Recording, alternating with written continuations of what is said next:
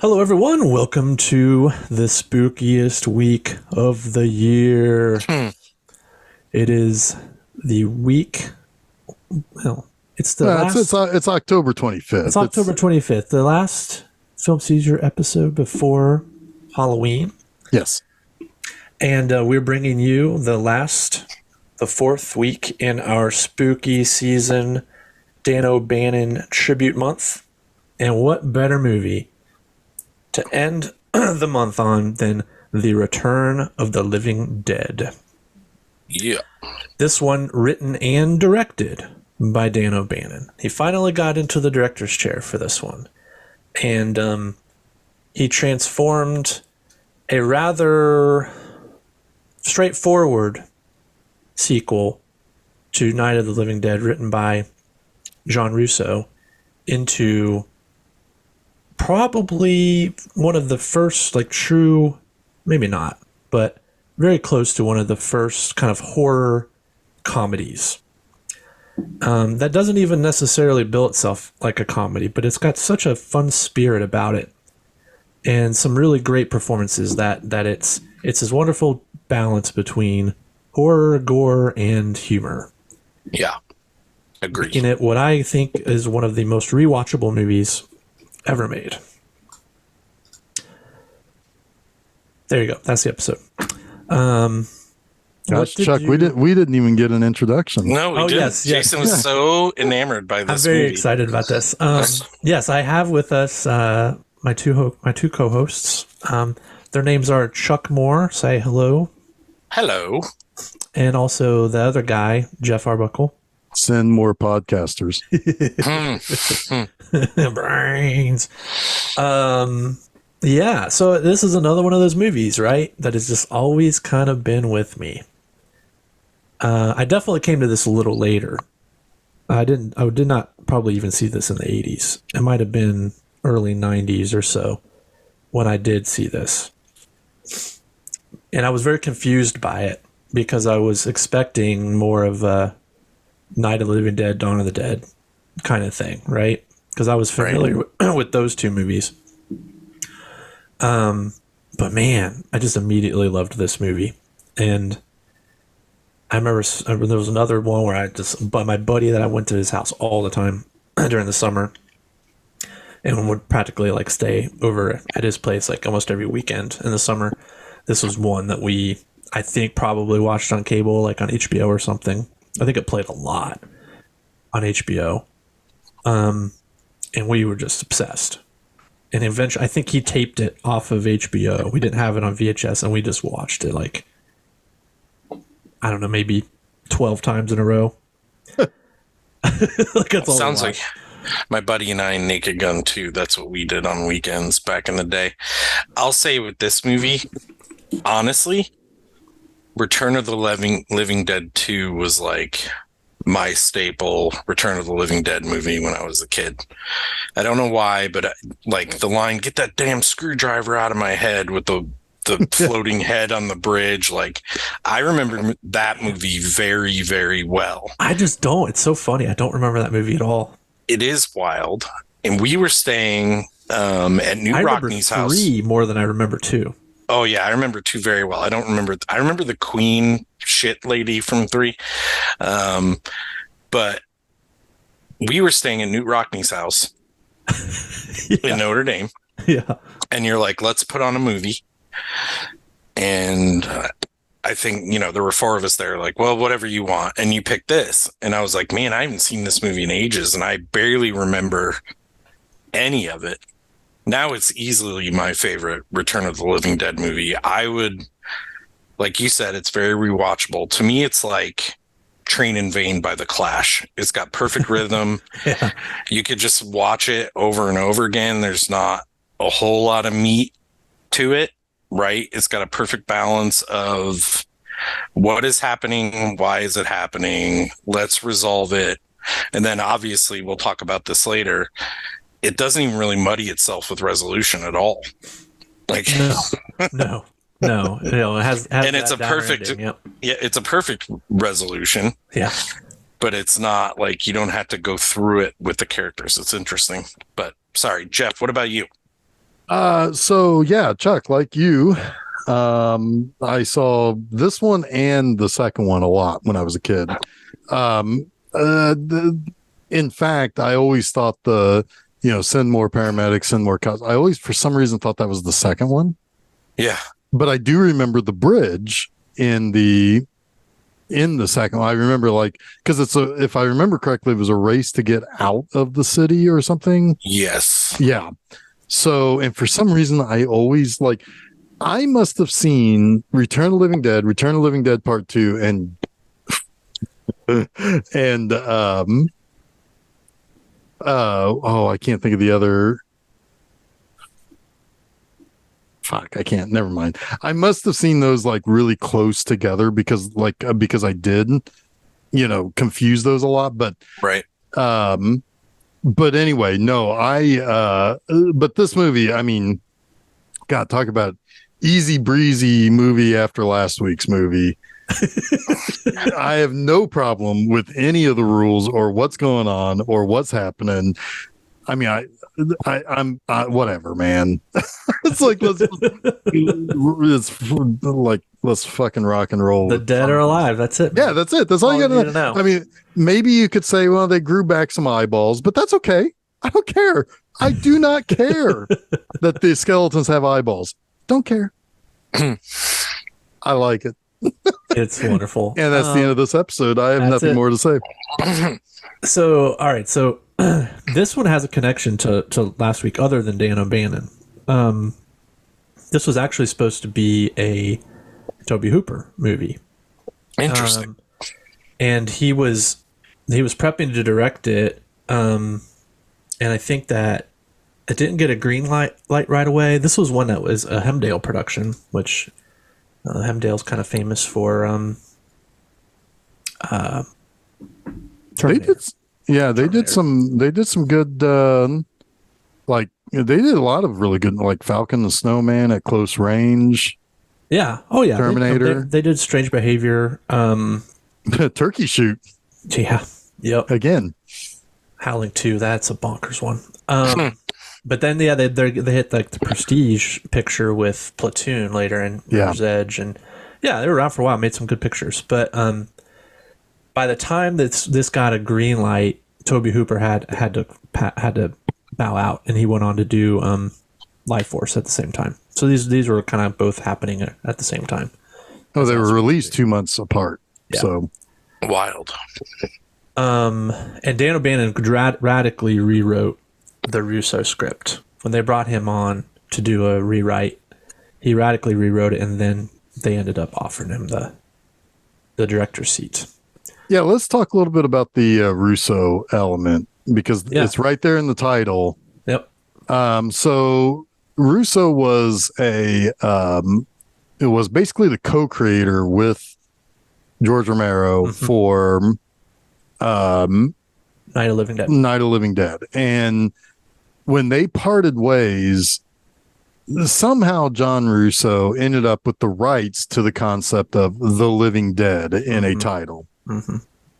So that's why Dawn of the Dead, Day of the Dead, Land of the Dead, all of those sequels don't have living in the title. Yeah, Romero still had sequel rights, but he just couldn't use The Living Dead in the titles. Yeah, right. And so Russo was able, and Russo has been living his entire career off of being involved with Night of the Living Dead. Yeah. And Return of the Living Dead. So much so that this turns out to be a pseudo sequel of sorts to Night of the Living Dead. Yep. Which I think is clever. Is it really pseudo? I think it is directly a sequel. Well, it could be. I mean, it is a sequel to the story that the original movie was based on, if that makes sense. Yeah. Yes. And there was a lawsuit over it. Like Romero's people and Russo's people.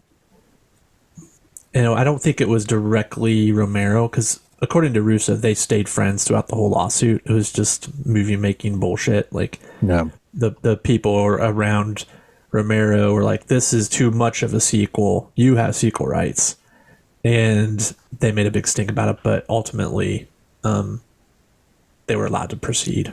It's extremely clever how they connect them. Yes, Sorry, it Jeff. is. Go ahead. No, Go I ahead. was just going to say, I mean, remember, this is 1985. What also came out in 1985?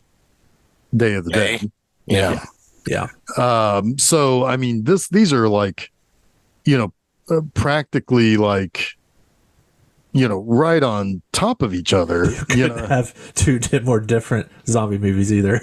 Well, get this, no less. Yeah, they're fraternal twins, right? Yeah, I mean, Return of the Living Dead was released on August 16th, 1985. Day of the Dead was released on July 19th, 1985.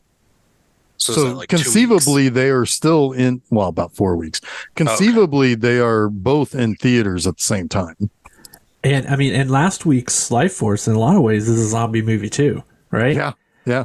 Although it's a vampire / zombie movie in the vein of Rabid, you know, yeah, where Rabid is a zombie movie, but not really. It's a vampire movie. I was gonna say too that I like the undead effects in Life Force better than I do the effects in this one.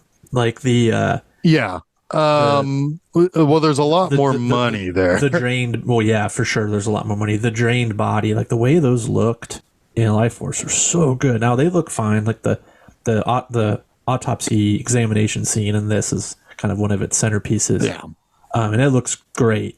But man, those zombified, mummified Life Force corpses in Life Force look so good. Yeah. I will say last week, Life Force, we had a first act carried by boobs in a lot of ways. Yeah, This movie has that too. a little bit, a little bit. Yeah, A little bit. And almost as perfect. Like Linnea's got some very maybe Hans Fallada touched those up too. I don't know. Yeah, But they're pretty perfect. They're pretty perfect. They're very symmetrical as well. Yes. I agree. Yes. And she truly has the Barbie body because she has no female genitalia in this movie. Right. Right. Yeah. So yeah, what I was also, one thing I was going to say about John Russo is there was, so later on in the late 90s, he did the 30th anniversary edition of Night of the Living Dead, which added scenes, yeah, I remember that. Yeah. and oh boy, not great. Because he added, like, how did the guy that they're coming to get you, Barbara, how did that guy become a zombie? Like the guy that we see at the beginning. And it's like, who cares? Did they use Russell Streiner for those scenes too? Because that would make sense because that was that he was the actor, and him and Russo formed a production company together. Yeah. After the split, and that's who produced. Because Streiner co-wrote the original script for this. Yeah, I do think that they did. That makes a lot of sense. Trying to milk the cow a little bit. Yeah. Now I do remember the first time that our friend Shannon and I went to Wizard World in 2001. The guy who plays the preacher in that 30th anniversary edition, who also did the new music for it, was there, and he was trying hard, man. He was trying hard to pitch it on everybody. Yeah. And it's like, yeah, nothing. There was also the colorized version. I forget when and why that came out. The colorization, so that was Hal Roach Studios did that in '86. So a year after this. Now the remake in 1990 is actually pretty decent. It's real good, actually. I quite enjoy it. That was directed by Tom Savini. And it was also produced by Russo and Streiner. Yeah, and certainly makes the Barbara character far better. much better. And Tony Todd's really good in it too. Inspired. Yeah, it's really good. So anyway, so that was just in there. Yeah, just a little bit of additional background. And I never did see Children of the Living Dead, but it looked bad in 2001. I'm sure it's terrible. I don't want to see any of those movies. Well, because mean, like the Day of the Dead has a sequel, it has like 2 or 3 sequels. I don't want to see any yeah, of those. I don't want to see them. yeah, never seen those. Yeah. Anyway, all right. Return of the Have you Living Dead. guys seen Return of the Living Dead? Just curious. About 100,000 times. 100,000. We don't even need to talk about this because Jason has apparently seen this movie 1,100 times. Yes. Man, it's this. I was texting last night, and the performance by James Caan in this is one of the just best performances in a movie ever. I mean, I'm going to use hyperbole a lot, but he is so into this movie, you know, and he's perfect. He's pitch perfect in every damn scene. And he's playing off a relative newcomer in it. You know, Tom Matthews. I don't know what he was in before this, but probably not much. Yeah, one movie. This is Tom Matthews' second credit. So he's working real closely with a pretty fresh to the industry actor, and they play off each other beautifully. Yeah. Those two make the movie in a lot of ways, and then Don Kalfka and Clu Gulager together are also incredible. Like honestly, the way the four of them all play off each other and how that kind of escalates is so much fun. God, Clu Gulager, what a performance too. Yeah, there are lots of good performances in this. It's like, in a lot of ways, it feels like a stage play, but like, I hate to use this word, but like elevated almost. It's like There's limited sets, right? There's limited locations. Yeah. Yeah, but it's like corny. When it's corny, it's in all the best ways, right? And it hits the right way. Like even my oldest watched the second half of it because I had to watch it in 2 pieces, unfortunately. And they were like, "Oh, this is a comedy, right?" Like, got it immediately, and it was during a tense scene. Mm-hmm. Right? So I'm like, that's good acting. If you're selling comedy in drama appropriately is hard to do, because I could see sitting down in this movie halfway through and being like, why is this so stupid? You know, like if the performances don't sell that aspect of it. Yeah. And definitely like Clue is like the same, like the entire movie. But James Caan, like you said, he's insane, but there's like levels to his insanity. Yeah, he never feels over the top. But he's close. He gradually just gets more and more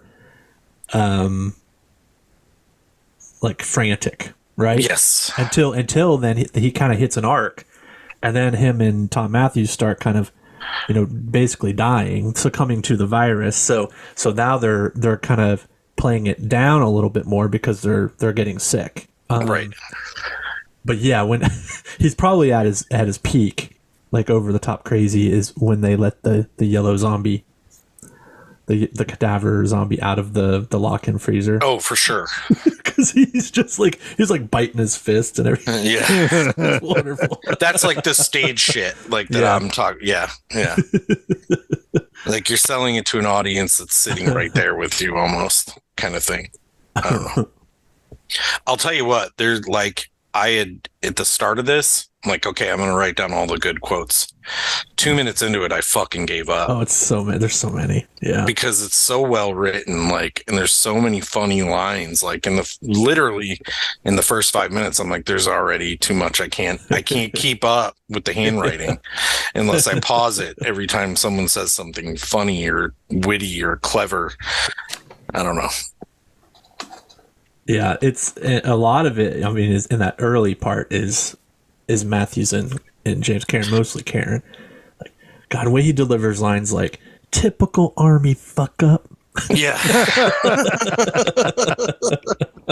When he does a little like tongue to the side to mime being dead. Yeah. It's like all those little ticks. Yeah, he's so committed. It's just great. Like nobody. I watched. So I looked up I went to the quotes page on the IMDb, and like all the skeletons coming from India, Yeah. Oh, Yeah, it's I like, think they have a skeleton farm there. yeah, the real it's an question is, how do they international have so treaty. many skeletons with perfect teeth? Exactly. At a skeleton farm. Oh my god, it's so funny. Uh, What else, Jeff? Anything else there you see? No, I mean, so I mean, I kind of talked about this last week. This is sometimes a movie needs to take itself seriously, right? Like, you don't go see Schindler's List for a laugh. You go. It needs to take itself seriously. However, there are a lot of movies that can do serious things and be scary, or have serious tense action, or have whatever, and it doesn't take itself so seriously that it bogs you down with this being its intended effect. If it not taking itself so seriously as a movie makes Return of the Living Dead that much better. It's like, hey, I got a bunch of people here. We got a fun script. We got some fun people and fun different types of characters, and the actors are all. I mean, there's not a single actor in this that doesn't nail what they are in this. And it's like, we got some fun music. We got good zombie makeup. We got whatever. We're just gonna have a good time. We're just gonna have a good time for the next 90 minutes. And yeah, there's gonna be some stuff that's gonna be scary, and there's gonna be some imagery that's gonna be, it's gonna make your skin crawl a little bit. But you know what? We're gonna have a good time. Don't worry about anything. We got you covered. Just put your feet up and watch this movie. And those types of movies can be, they're not always the best movies, quote unquote, right? Or the most perfect movies or whatever, but they are the most perfectly watchable and the most entertaining types of movies that you can watch. Movies like this where you can just say, you know what? We got a fun little zombie movie with some fun characters. And sometimes they say the things that we think as we're watching it, and it's great. It's fun time. I would take this movie a step further, and I've probably mentioned this maybe 4 or 5 times when I've been on episodes for this show. This movie takes sobering realities and makes them laughable. It's like Kurt Vonnegut in a film, because they're the ending of this is horrific and probably exactly what would happen. yeah. Right? But it makes you laugh at it in a way to deal. It's like humor to deal with like the atrocities of life. This movie has in spades. You're right. It doesn't take itself seriously, but it's instructive. I don't know what the word is. I do this all the time, but it's very pointed in its relaxation of us to deliver like really terrible news. It knows what the hell it's doing in those moments, I think. Well, you know why I appreciate that you say that? Why is that? Because you're one spooky motherfucker, man. I'm one spooky motherfucker. That's right. So has anyone, Jason, maybe you'd be best to talk about this, or Jeff, I don't know. What is the relationship? How does this movie tie itself to Night of the Living Dead?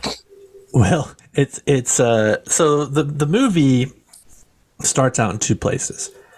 Well, kind of 3 places. You've got, it's 5 p.m. on July 3rd in Louisville, Kentucky. yeah, Yes. you've got Freddie, who's kind of wrapping up his first day on the job at You Need a Medical Supply. Fucking kills me. And he's getting the kind of the orientation from Frank, played by James Karen, and Gulager Bert. He owns the place, and he is knocking off for the weekends.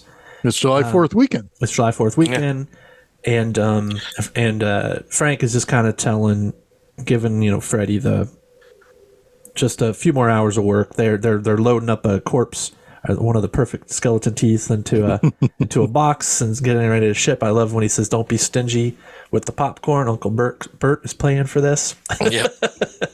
Correct. But then they kind of just sit down at their desk across from each other, and Freddie asks, "What's the weirdest, the strangest thing you've seen on the job?" He's like, well, I have seen weird things come and I have seen weird things go. But let me tell you, this is the weirdest. And he tells him that the movie, remember the movie Night of the Living Dead? He's like, yeah, oh yeah, the movie with the corpse eaters or whatever. I can't remember what he says, but he's like, well, that was based on a true story. And they covered it up, and they told him they could never tell anyone that it was based on a true story, but that really happened. There were reanimated corpses, and they got sent one of them. The reason he knows is because they got sent one of them by a mistake. It's like, well, how does that happen? Typical Army fuck up. So you want to see it? So they go down into the depths of the warehouse, and there's this canister, and it's Watch out for the third step. Yeah. That comes back Multiple times. Yeah, it's perfect. The third step's a killer, man.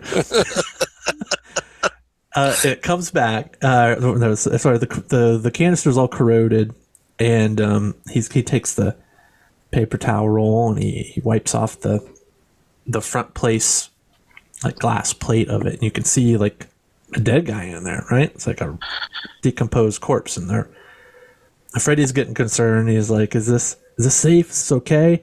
And it's like, "Of course. This was designed by the Army Corps of Engineers." And then he hits it, and it starts spraying out some kind of mysterious gas. And the bitchin' Return of the Living Dead theme music starts, which is like the best. And you go through real quick motions of the gas escaping and it reanimating things in the warehouse, specifically the half dog. And the half dog, but they're knocked out, and then that whole thing happens like during the opening sequence. But then you've got another group.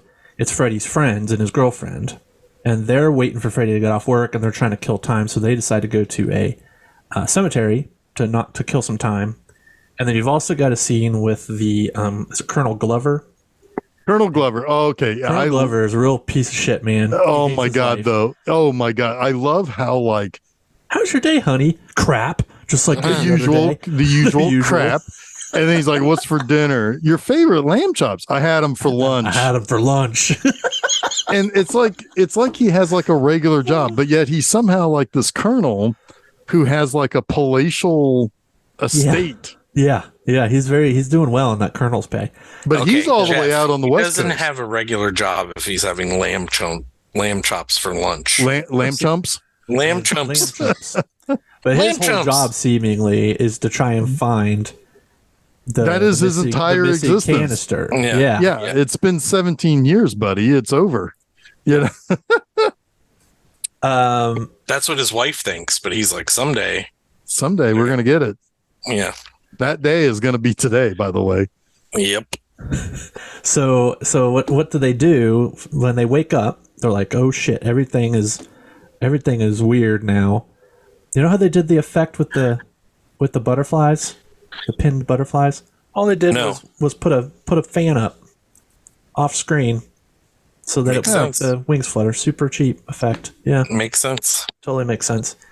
I love this too because, sorry, I know you're probably going to say. No, you're fine. Pick it up. But Freddy is like, let's call the number on the tank. Yeah. And Frank is like, no, we can't do that. Think. And Freddy keeps giving like great ideas. And Frank is like, no, we can't do that. Think. Yeah, because like Freddy is played up to be kind of like an idiot. But he really isn't. No, he's not at all. No. Yeah, but well, he asked my favorite question. He's like, well, if they're already dead, how are we going to kill them? And Bert was like, well, I don't know. It's not a bad question, Bert. It worked in the movie. You mean the movies lied to us? I love that. That's great. That's a little bit later. Sorry. Yeah. But they, of course, are like, well, we got to call the boss. So they call it Bert. By the way, you guys noticed the eye exam poster, right? In the office. I love it. It says Bert is a slave driver and a cheap son of a bitch and is going bald too. Haha. That's great. But I'm pretty sure you paused that when we were in. I might have, yeah. So we could read it. Yeah, go ahead. So yeah, they call Bert. I forget exactly. You only hear one side of the phone conversation, but it's another great moment from Karen. But Bert shows up, and he's God, Kluger is so good. He's like, I might just lose my job, Frank. I might just lose my business. I might just get arrested. Go to jail. It's like calling the numbers out of the question. It's just like, it's the thing that you should do, but it's the last thing they end up doing. And ultimately, it is probably the best thing for humanity, but not for them. Well, what's funny is they should have probably have called the number 17 years ago. Yes, most definitely. Yeah. But yet they were so scared of it's like, it's hilarious. Yeah, absolutely. They probably thought it was cool that they had these secret military canisters. Oh, probably. First. Yeah. Oh, I'm sure. Yeah. Like, no, we're going to keep these. These are neat. Oh, I love the introduction of Freddy's friends too. The way it's sideways, shot them walking down the street and talking. Mm-hmm. It's really cool. They're all like very different versions of punk, right? And then the good girl. And the good girl, yeah, who's Freddy's girlfriend. Yeah, which is funny because it's like Freddy and his girlfriend shouldn't be hanging out with the rest of those friends. They're all very different. Yeah. Right. They're all like mismatched. And yeah. And then you have you know what it reminds me of? It reminds me of as a child. No. It makes me think of Night of the Demons.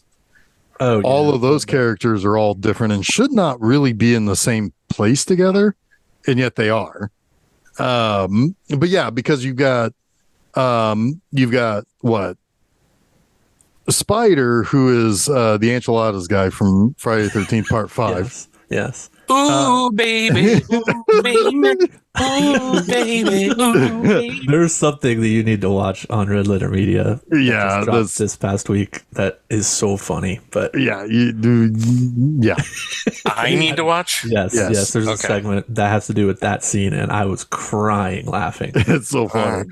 Maybe I'll do it. Then you have Scuzz and Suicide. Yeah. Now, Scuzz is okay. Suicide. Wait a minute. Suicide is. He's like the skinhead. He's the main guy. Yeah, he's the guy who's got the chain from his earring to his nose. He's got all the leather and the chains. And he's the one with the mohawk. And he's the one with the car. No, Scuzz has the mohawk. Oh, okay. Yeah. Suicide is the skinhead. Yeah. And Trash is Linnea Quigley. Yeah. Oh, baby. And she's baby. It's those damn enchiladas. Some damn Linnea Quigley. She's got like pink hair. Get some light over here. Trash is taking off her clothes again. Oh my God, that kills me. And she's just, she's just a spooky chick. She comes across more like gothy. Because she's like, have you guys ever fantasized about being killed? About death? Yeah. Being killed? Yeah. And then you have the nerd who dresses like, I don't know, like Miami Vice, but he's too small and the Miami Vice clothes are too big. That's the best description I have for him, and that means nothing. I don't even know what that means. He's like the new wave punk. Yes. Yeah. Okay. Yeah. Kind and then he like likes ironic, nerdy. I had friend groups like this when I was a kid. I kind of did too. Where you had everybody was trying to find their thing. Yeah, and a lot of groups were represented. Yeah, for sure. And then you have the girl he likes, which was just kind of more of a straight rock and roll chick or something. Who's he? The nerdy guy, the new. Oh yeah. Sorry. That was Casey, I think. I would have called her kind of new wave too. Oh yeah, she's kind of Jewel Shepard. Yeah, she's an interesting person. Like beyond. Dan O'Bannon cast her because she stripped at the strip club you went to. Oh, yeah. Gotta love Dan O'Bannon, I guess. Yep. Yeah, I guess. She swears they didn't do it, but that was the rumor. Um, and then Brian Peck. You know what she's in though? Do you know what Jewel Shepard's been in? That's a very important key piece of history of Film Seizure. She's in she was in one of the greatest scenes of Raw Force. Yes. Yes. Yes. Yes. Yep. She's like, I think she's in this. She's definitely in the party scene. And then she might be in that just absolutely batshit scene where there's like the two couples having sex. And the guy that comes in and then oh my god, there's like the whole fight in the bedroom. I think she's in that scene too. Yeah. Fantastic. Yep. It's fantastic. Fantastic. I'm overdue for a rewatch of that. I agree. Maybe that should be a revisited episode. Maybe. Anyway, Chuck wasn't on that episode, was he? No. Oh yeah, he's not on this episode currently. He went off to the bathroom. He fucked off. He fucked off. He has some space vampires to fight. Okay, so anyway, that's the punk gang. That's Freddy's friends. And they're most of the first part of the movie, they're just like messing around in the cemetery. Yeah, because the cemetery is next to the medical supply company. Yeah. And one of them at one point, like, because when they find out that Freddy got a job, they think he's an idiot. Yeah. And I'm like, yeah, you know what? Jobs are for the chumps. Yeah, you're right.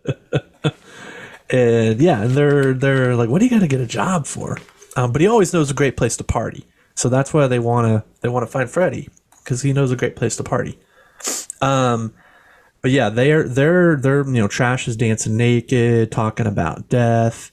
They're getting drunk too, aren't they? They're drinking a little bit. Suicide is mad at everyone because they don't take him seriously. Because it's not a costume; it's a way of life. That's one of the famous lines, right? And he's mad at Trash because she's like showing no respect for the dead. Show some respect for the dead, or why don't you? It's great. But you know who actually seems to have like his shit all the way together? The Spider. Yeah, I mean he's not eating enchiladas in this one. He survives quite a while. Yeah, he's got Spider's the shit. Now you've got they're just doing their thing, and then you've got Freddy and Frank, and now Bert trying to figure out what to do. And really, like, the thing that they're most concerned about is this cadaver that is alive in the walk-in. And so it's Bert's plan to have Freddy undo the padlock and then have Frank ready to go with the it's the pitch axe, right? To brain it as it runs out. Oh yeah. And man, Frank is not up for this at all. Nope. But Freddy lets it out, and it immediately beelines to Bert, and it kills me every time. It's like it's just some naked dude in yellow paint, basically. Naked dude in yellow paint, yeah. Yeah, he's like loaded with all the jaundice. Yeah, it's probably like an embalmed corpse, right? Yeah. So it's looking all weird. But they pull it off of Bert, they pin it, and Bert brains it with the pickaxe, and it doesn't die. And that's where you get all the, it's not a bad question, Bert, and what the movies lie to us. Those great lines. Yeah. And they're always like, oh God. And Bert almost doesn't even hesitate. He gets a hacksaw, and that's when they're like, oh God, and then he's hacksawing the head off. And then they decide to just hack it all to pieces because all the pieces are still alive. This is right. They want to get it in bags so they can take it to the corner. So that's the idea. They're going to take it to Ernie. Because they need to get. They were like, well, what? That and I always laugh at that. Yeah, sorry. Go ahead. They're like, well, what gets rid of a body? And it's like, well, acid could. Yeah. So it's like, it's like they're going to to Ernie to basically deal with he's got to have something. Did you notice, Chuck, what the paramedics' names are? Oh gosh, let me get back. I did not notice. You tell me. It's Tom and Jerry. Oh my God. And they actually named their characters that because they're like, they've got Bert and Ernie. Let's just they did a little bit of improv with that, but that's fun. They have a hilarious. great fucking line, or they have a great fucking scene later Yes. when we get to that cracks me up, even though it's like it's not uniquely funny, but it tickles me. It tickles your Elmo. So this is where they go. Bert's not quite sure. He's like, I've known Ernie for 25 years, and I don't know if he's the kind of friend I can ask this of or not. He's kind of like, but it's probably our only chance. So he goes over there and he kind of sneaks up behind Ernie by accident, because Ernie's got his headphones on. He's breaking out the rigor mortis on a corpse that's on his table, because he's a funeral parlor owner. And important foreshadowing too, though. Yes, so he's got the things they need. Well, actually, the rigor mortis informs. Oh yeah. That's really cool. That's one of the cool things about the turning into a zombie in this. Yeah, it's really neat. But so he's like, can I ask a favor of you? And he's like, yeah, sure. What do you need? It's like, well. And it's like, I've got my two guys with me. And he's like, oh, no, this is illegal. They can't be in here. And they come in with this rabid weasels. Yeah. Like, I guess, what do you call it? Like a push cart of all these little individually wrapped trash bags. And they're all Is it a wiggling. push cart or is it a stretcher? Did they? I don't know. I think it was on wheels, but it doesn't. Yeah. And he's like, what is that? What is that? And he's like, they're rabid weasels. and like Ernie is kind of like shooting this whole idea down for a lot of really good reasons, right? He's like, no, I can't just burn them. That's cruel. And I can't, why don't you just call animal control? Like, this is not a job for me. This is a perfectly reasonable thing. And he was like, let's take him outside and kill him first. Yeah. He'll why don't I just shoot him? And Mortician with a gun. They're shooting that down. Oh yeah, it's a Luger. They're shooting that down. And then he's like, well, I could lose my people. I could lose my business. People won't want to come shop here if they get wind of this. He's like, that's ridiculous. It's not that big a deal. You just got the wrong shipment of something. Nobody would hold that against you. he's shooting down all their ideas for why they need to burn these bags. But eventually he kind of breaks, or what is he? He comes clean a little bit. Yes. And he's like, well, this is what we're dealing with. So they do indeed burn the body.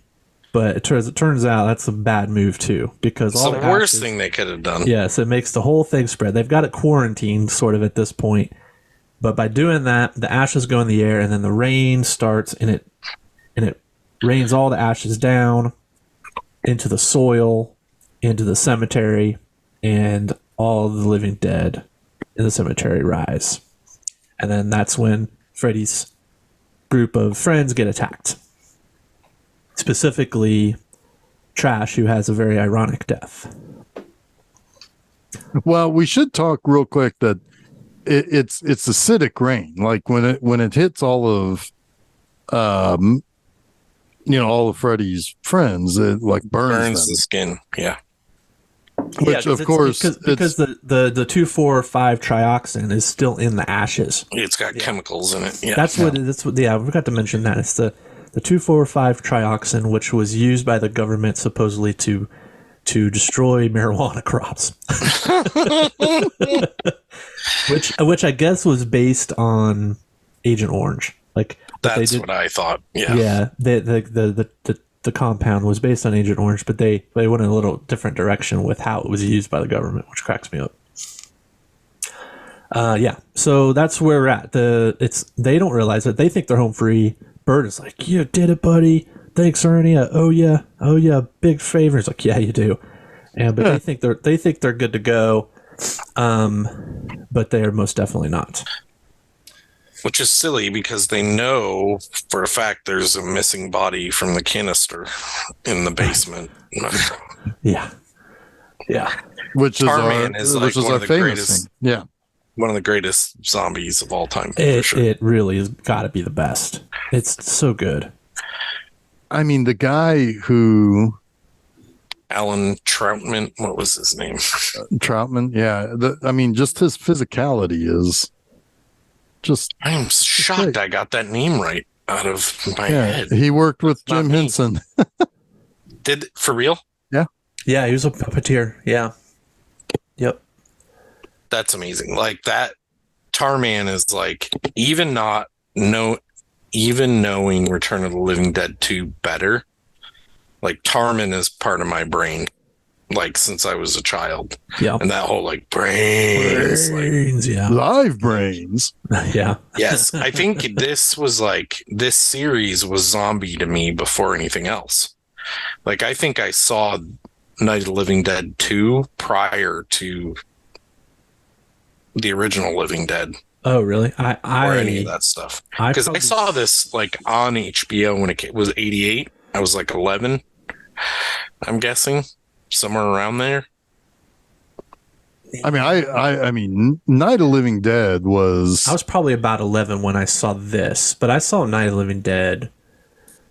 I saw Night of the Living Dead early just because we had Sammy Terry, so Yeah. it played on TV on just regular Channel 4 And me. I Friday don't night. even remember the first time I saw Night of the Living Dead. I just Yeah, it's I don't another know one either. that's just like it could have been in school. I think maybe like could have been our third grade teacher showed it. No way. I swear to God, I do. All right, I do remember seeing it in fifth grade because our fifth grade teacher showed it. But I had seen it before. But that might have been the first time I saw it. Night of the from, Living Dead? From beginning to end. I know it was bizarre, right? I mean, my sixth grade teacher showed us the Delta Force. This is bizarre, right? But I mean, we all needed a little bit of patriotism and Yeah, jingoism. that's true.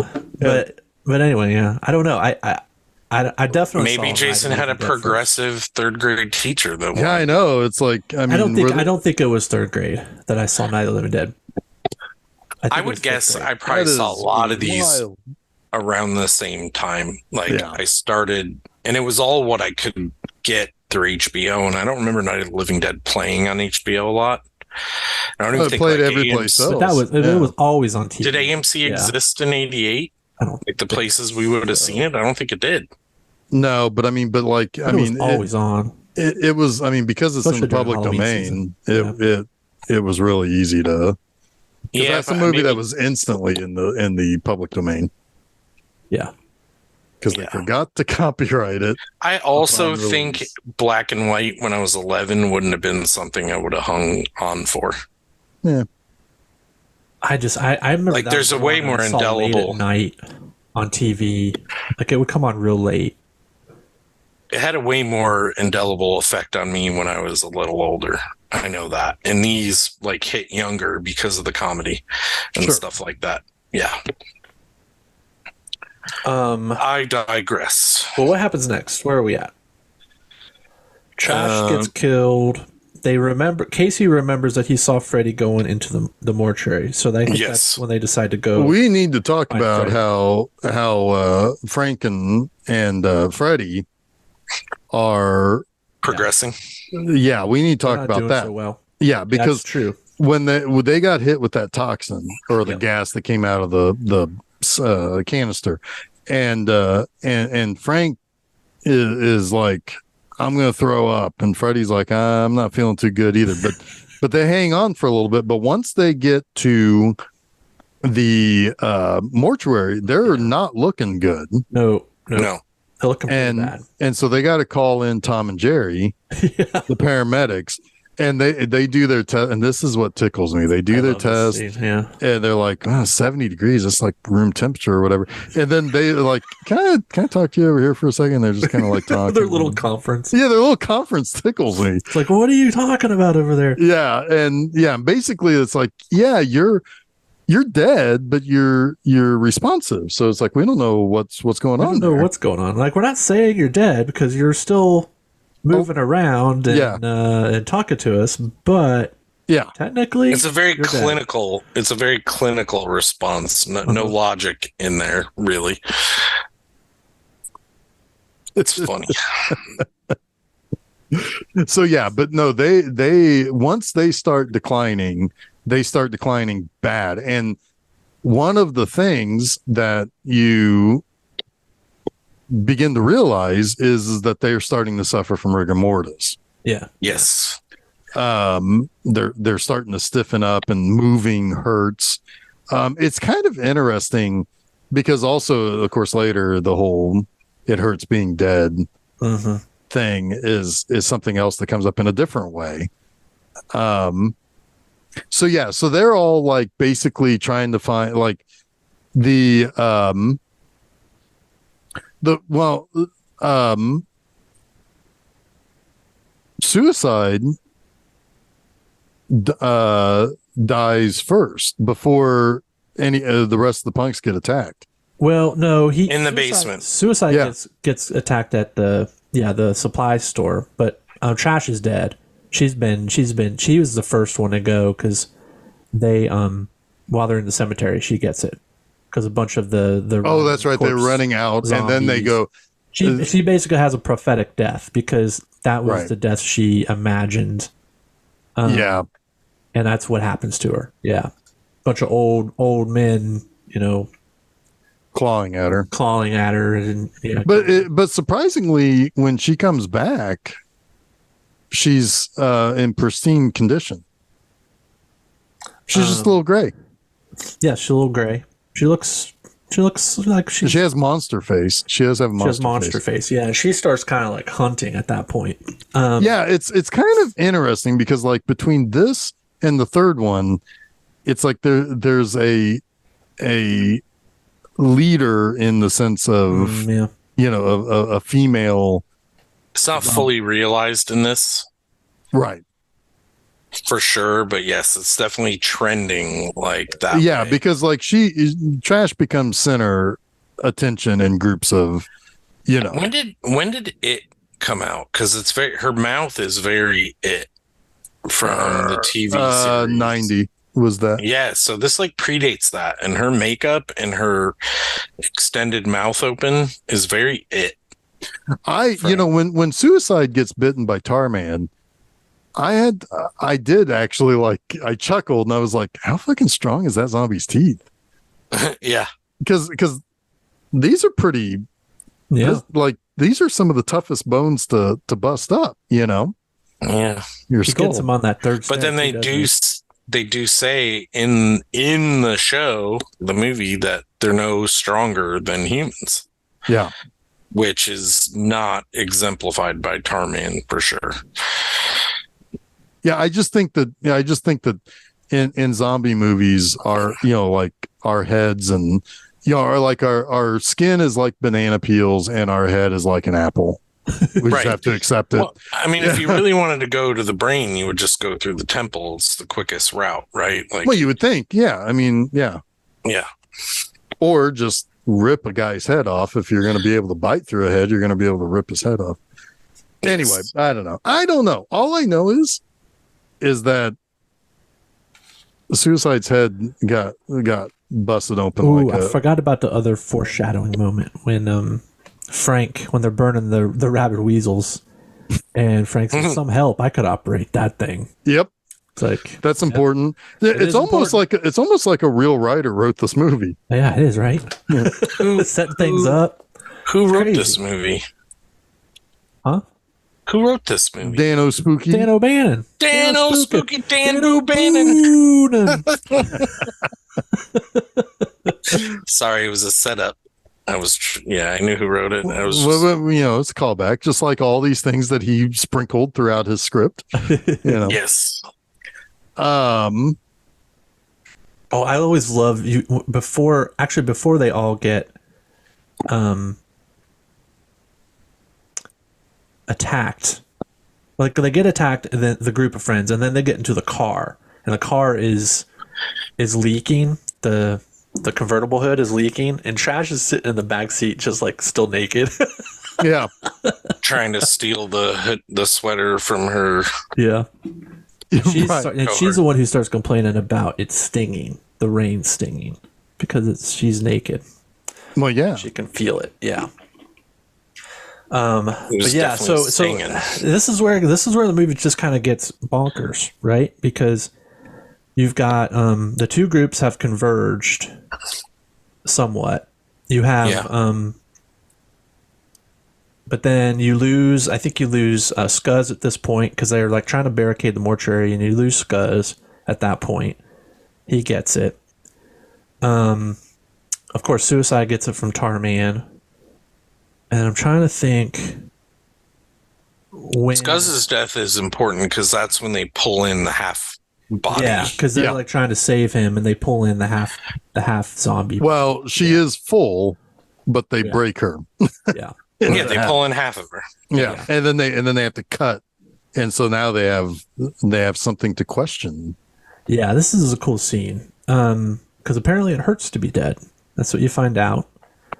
And brains are the only thing that alleviates Makes that. the pain go away. I like this. You're eating the endorphins or the right. Like it It's makes kind of a sense. life force thing going on here, right? Yeah, I mean, a little bit. Yeah, but it makes sense. Like eating the central nervous system would satiate you not having a working one almost.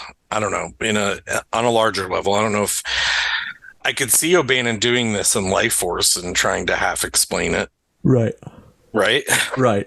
Yeah. Here it's not explained and it just makes sense. Yeah. Kind of. Yeah. Well, yeah. I love the little touches in this too. You've got the pool of clear fluid at the bottom of the spinal cord. Yes, I love it. You know, it's like that's good stuff. It's just little details and how the kid who designed this was 21 years old, I think. Oh, I saw this. I saw something like a little piece on this And kid. this was like one of his first big effects jobs because they had to replace another guy who wasn't working out. And yeah, he knocked this thing out of the park with. I think he was like a Savini, I could be like a Savini student or something. or he loved Savini, I think is what I remember seeing. That would make a lot of sense. Yeah. But yeah, he was just a young kid who came up with that. I have something funny like on the heels. Go ahead, Jeff. Did you No, have something I was in this scene. No, I was just thinking of, it's kind of funny because like, go what 16, 15 years later, you've got the bicycle zombie from Walking Dead, which of course first appeared in the comic, so not even that long, and I mean, you just think about that, except for I always felt really bad for the bicycle zombie lady You in would. Walking Dead. Well, I mean, yeah, I mean, the thing is like, whatever, but but yeah, this one, I mean, it's very, I mean, obviously I'm willing to bet that Robert Kirkman was like, oh, I can have a half lady in my comic and then Oh, for sure. For sure. Go ahead, Jason. That Kirkman is a smart guy, so I wouldn't be surprised. Is it the paramedics go out to get stretchers? Is that what it is? Yes. And that's when they get attacked. And a call, I think. They're going to call or something. That's when they get attacked. And then shortly thereafter, one of the zombies, this is another famous moment, is send more paramedics. That zombie, was it that zombie or was it the send more cops zombie? One of them is a zombie bellhop.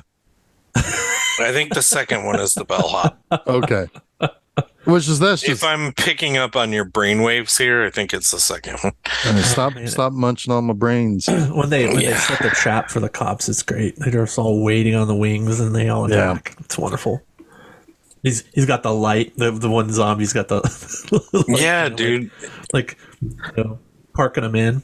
Yeah. I remember. So we did Burial Ground, and we were kind of we did. And all of us were enamored by their uses of tools and like the graduation of zombie in that movie. Yeah. I can't remember when that came out, but obviously I forgot about this movie because these zombies are like just straight up talking and fucking cool. They're like they're communicating, they're working together. But do you remember that? We were like marveling Well, at yeah. I mean, tools I and think burial ground and stuff. I think part of it is the burial ground presents very Romero like zombies, right? But remember, in Night of the Living Dead, the first zombie does pick up a brick to smash That's true. the window. So maybe John Russo's thing is, well, they're going to have some human reasoning. Mhm. Right. You Of know, course, the only other time Romero ends up exploring that in Day of the Dead too. Well, For and sure, with the Walkman and all that. yeah. Or is that Dawn? No, Day of the Dead I has the think that's Walkman, but Walkman. Yeah. but Dawn of the Dead, I mean, they're acting on faint memories of something, Right, you know. they're in the mall. Yeah, absolutely. But then certainly by Land of the Dead, they're starting to organize. Like they are making good on the promise that Bub was going to be, Yeah. which was now they're like a separate species. They're a thinking creature at that point. But yeah, but I mean, but like John Russo definitely, well, and maybe it's Dan O'Bannon really, but like there's obviously a very pointed decision to make these full-fleshed characters, Right. like no pun intended with the Right, right. but you get what I'm saying. Yes. Yes. So, I think it's around this time that Bert locks Freddy and Frank in the chapel, right? Well, along with Tina, because Tina? she won't leave Freddy. Yeah. Right. But that's a bad move by Tina because Freddy super wants to eat her. It sure does. And not in a good way. Not in the life force way. Not even. You know what I'm getting at. I know what you're getting at. Not in Yeah. a sexy way. Yeah, not in a sexy way. Yeah. But that's when Bert, Ernie, and Spider bust back in to save her. This is a kind of a chaotic scene because they blind. Yeah, they're like, what are we gonna do? And they're like, well, we can use this acid. Ernie's like, we can use this acid, and Bert's kind of like, well, there ain't not much of it. You're Can I right. stop you Let's get for- this a little bit. Yeah. Yeah. I want to stop you for 1 second here because this is close to when my eldest came in, Yeah. and they were like, a basketball coach, an archaeologist, and Rambo. What do they have to do with one another? Rambo is Spider. That's hilarious. Spider. And yeah, obviously the mortician is the basketball coach because he's got the velour like suit with the cut legs. That's so weird. Yeah. It's kind of funny actually. That's Sorry, funny. go ahead. The basketball. Continue. It cracked me up. Well, they blind Freddy with the acid, Yes. and in the confusion, Frank runs out. You can see him. He runs out of the chapel away from them. Yep. And he goes to kill himself. He still has enough of his human, ability and brain. Well, he wanted to call his wife before they put him in the in the in the chapel. chapel. Yeah. All I could think of was rectory, and it's like I don't think it was really. Yeah, I don't know if there's like willpower involved here. I wonder why he hangs on to his mental faculties longer. But yeah, Well, it's really kind of sad. It is. Not really kind of sad. It's really sad. Yeah. Like he sets himself on fire. Yeah. And The crematory. and he also he closes the door on himself. Mm-hmm. Yep. Oof, that'd be a bad way to go. Yeah, but I mean, he's also a zombie. I mean, it's bad. It's all the way around been bad for him. That's all bad. Yeah. But he's not a zombie yet. Like he's still suffering this death. Yes, and it's going to get worse. Maybe. Yeah, I don't know. I mean, well, if he's not eating brains, he's going to be hurting again. yeah, I don't know. That's interesting. That I think is very clever in this script too. That death is pain, right? Like yeah. Again, it's almost like a real writer wrote this movie and had actual ideas. Yeah. Didn't a real writer write Life Force too? But they had too many ideas in that one. He also had a co-writer. Well, it's just weird that you're like the same dude. You're giving. You know what, shit. though? Hey, you know what? Shut up.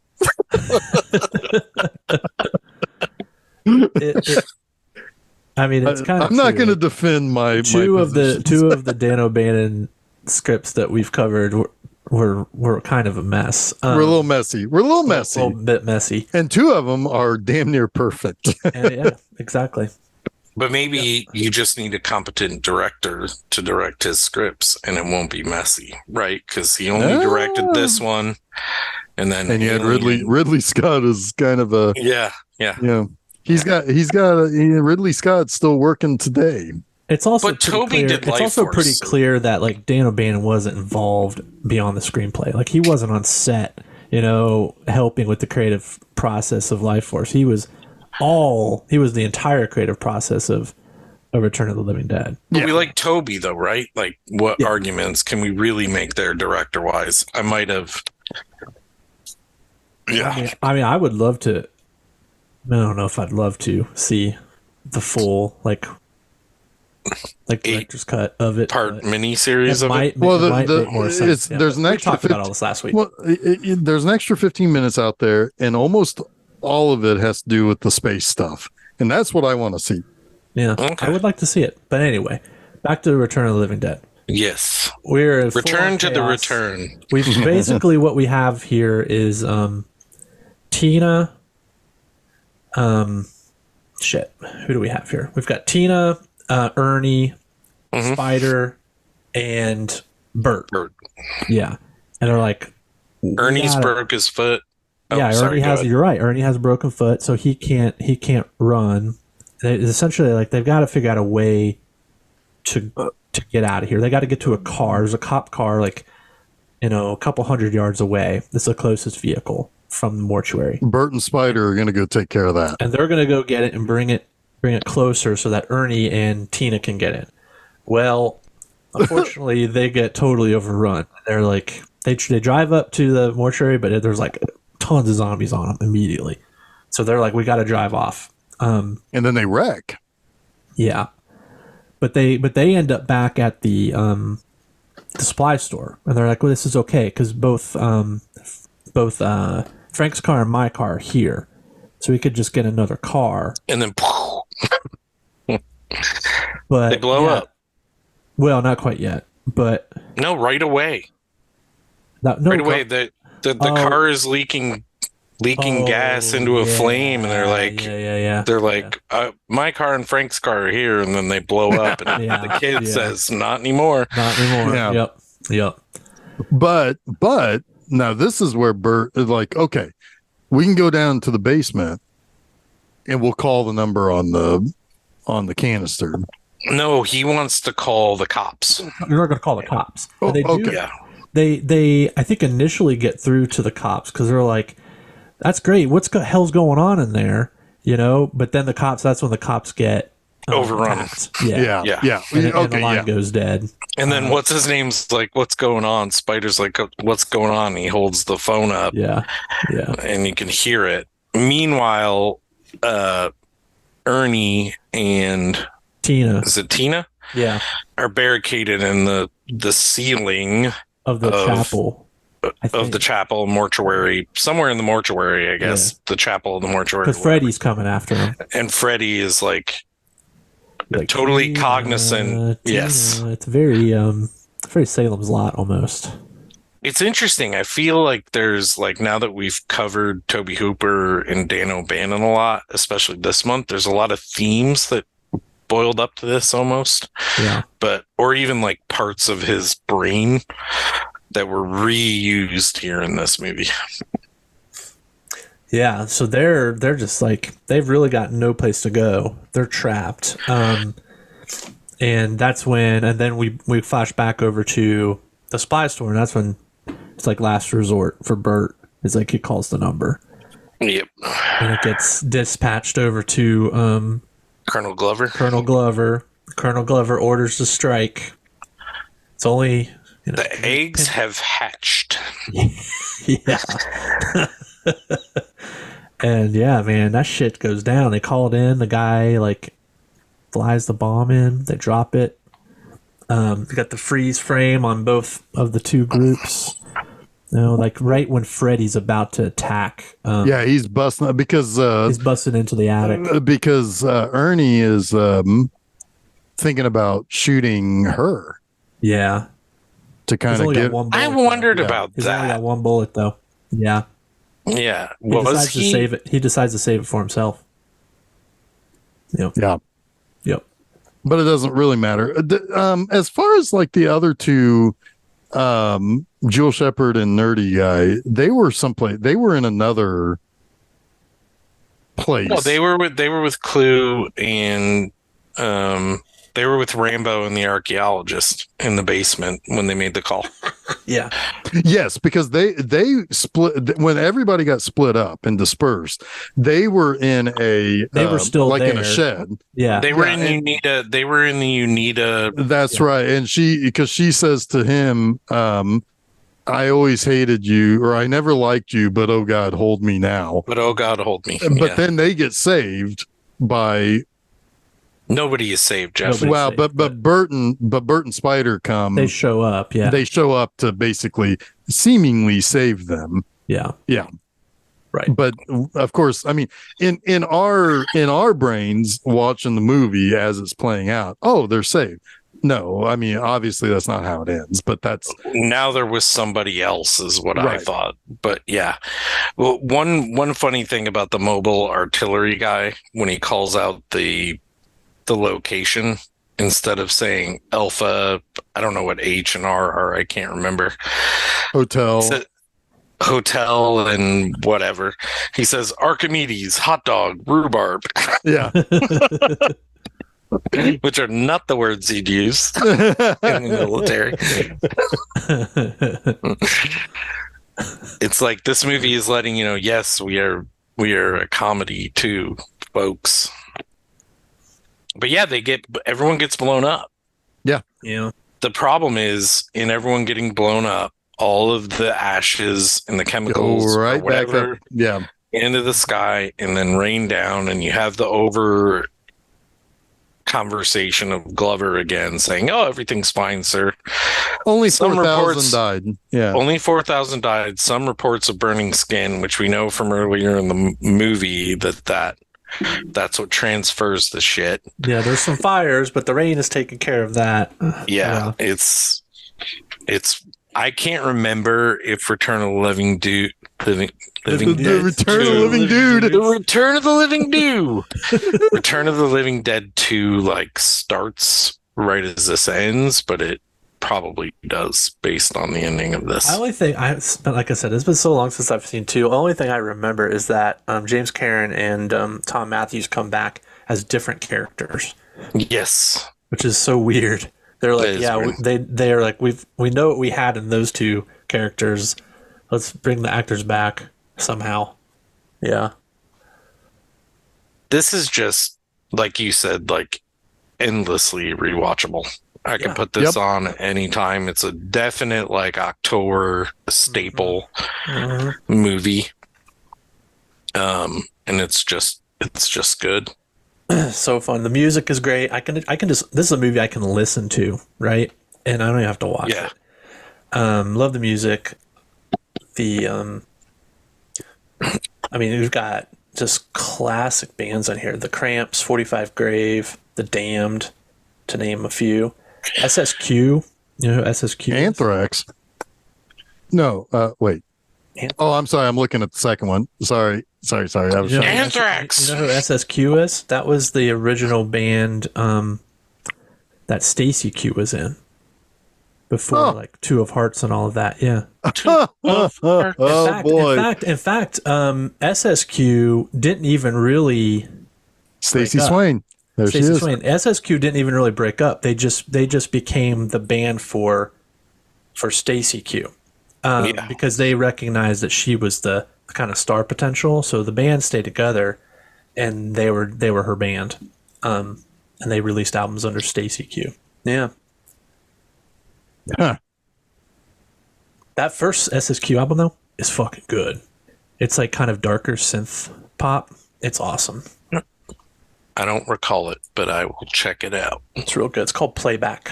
It's great album. Huh. Okay. What else you got? What else do I got? Well, Yeah, wrapping up Dan O'Bannon Spooky Month. you know what? Yeah. I mean, just to kind of follow up what Chuck was just saying there.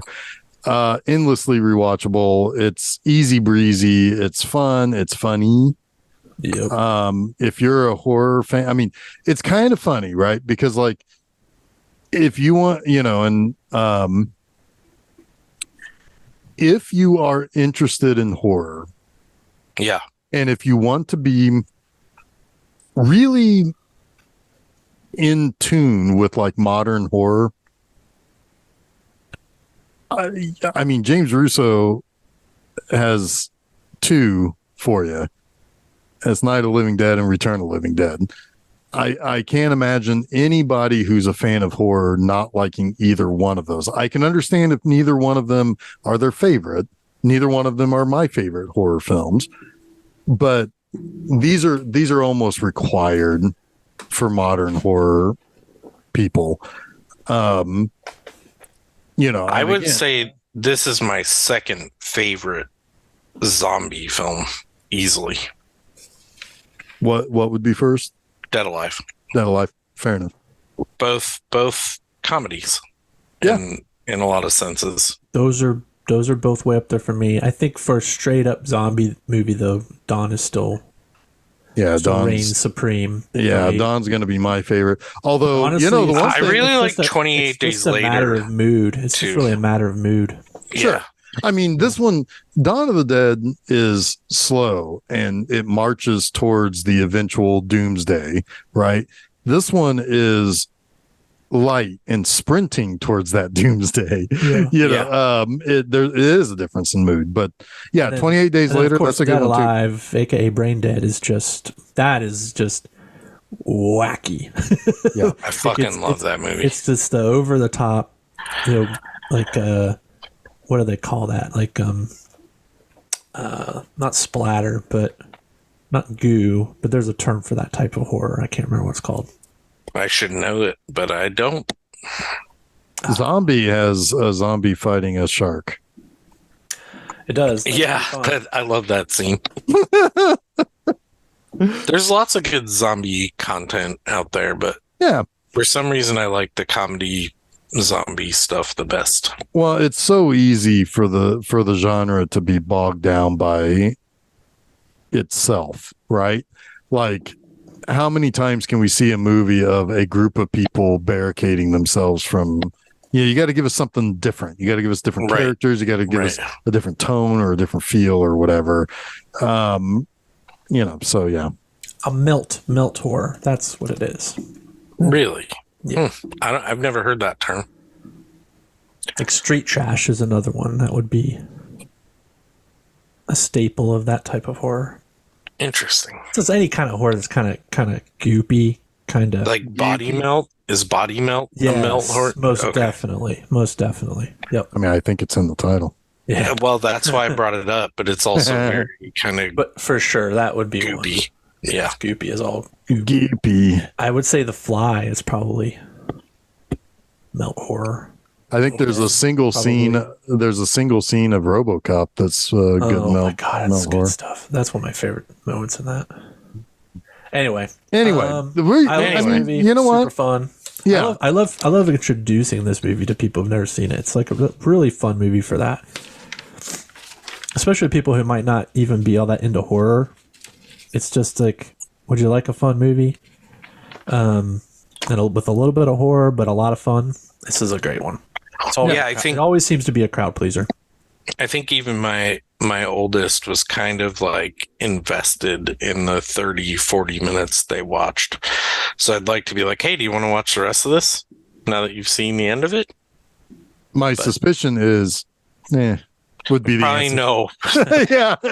I mean, that's my kid, but yeah, takes after mother. Is that fair to say? In some ways, yeah. Yeah. Just kind of a about movies. Eh, eh. Eh, Anyway, it's okay. you know what? Happy Halloween, everybody. Happy Yeah, happy Halloween. And we have concluded Spooky Month. We have- Again. I mean, how many times have we done this now? I think we've gotten pretty good at it. Mhm. Yeah. Pretty good at Yeah. Spooky Month. Spooky stuffs have been Spooky spooked. stuffs. I will, before we talk about next month's episodes, there are some other spooky things I do want to wrap up with. I assume we're bringing this in for a landing. Yeah, was that a mummy joke? You're gonna wrap it up? No, I wish Monster Mondays was talking about a mummy movie, but it isn't. This upcoming Monday at filmseizure.com on October 30th is the is new Monster Mondays, and it is the last of the very specifically, very pointedly horror themed month of Monster Mondays, and I'm finishing it with a little bit of a fun seasonal treat, The Barn from 2016. Ooh. Nice little indie horror flick. So that's Monday.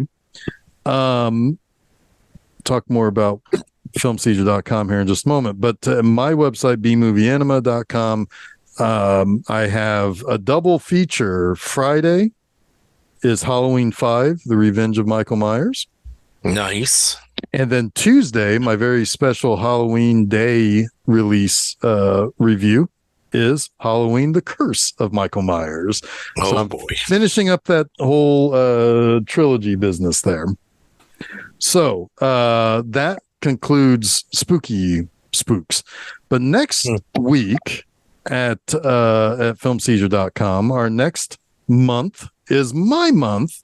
Now we split up 5-week months here at Film Seizure. Jason had Australian month earlier this year. Chuck just recently had Coen Brothers month. And my month was November, which is the perfect time to take in some James Bond.